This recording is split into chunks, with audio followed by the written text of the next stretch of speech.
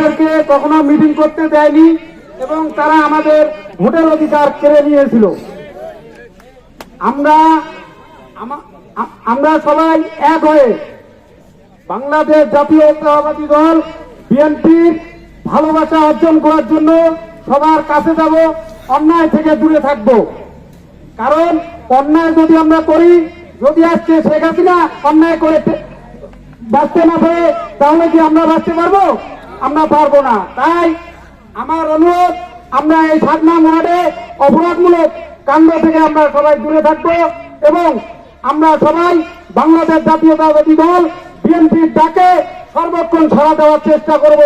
আগামীতে আমাদের দেশ নায়ক বিএনপির মহাসচিব তারেক রহমান আছে বাংলাদেশ। আমরা কিন্তু এখনো ক্ষমতা ঠিক মতো পাই নাই। এখনই যদি আমরা অপরাধ করতে বসি, তাহলে মানুষ বিএনপির দিকে মুখ ফিরে নেবে। আমরা আমাদের ভোট চাই। আগামীতে আমরা সুষ্ঠু নির্বাচন চাই। এই নির্বাচনে পাটগ্রাম হাতীবান্ধা আসনের আমাদের মনোনীত প্রার্থী গরিব দুঃখী মেহনতি মানুষের বন্ধু ব্যারিস্টার হাসান রাজীব প্রধান মহোদয়কে আমরা এমপি বানাবো।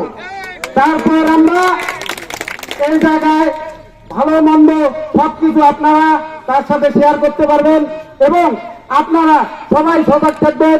কেউ যদি কোনো অন্যায় কাজ করে থাকে, সবাই তার বিরুদ্ধে রুখে দাঁড়াবেন। কারণ অন্যায়কারী একজন আর রুখে দাঁড়াবে শত শত জন। আমরা শত শত জনের সাথে থাকবো। বিএনপি ভাবমূর্তি কখনো কেউ নষ্ট করার চেষ্টা করবেন না। কেউ যদি বিএনপির ভাবমূর্তি নষ্ট করে, তাহলে পাটগ্রাম পৌর বিএনপি তার দায়ভার গ্রহণ করবে না।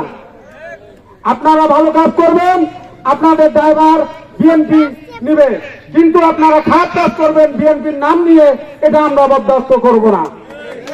সংগ্রামী ভাইরা, আমি আমার বক্তব্য দীর্ঘায়িত করব না, যেহেতু এখানে নেতৃবৃন্দ আছেন, ওনাদের কথা শুনবেন। তাই আমি আমার বক্তব্য দীর্ঘায়িত না করে সবার সুস্বাস্থ্য দীর্ঘায়ু কামনা করে আমি আমার সংক্ষিপ্ত বক্তব্য শেষ করছি। খোদা হাফেজ।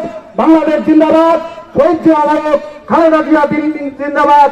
তারুণ্যের অহংকার তারেক রহমান জিন্দাবাদ। অধ্যক্ষ আসাদুল হাবিব মহোদয় জিন্দাবাদ।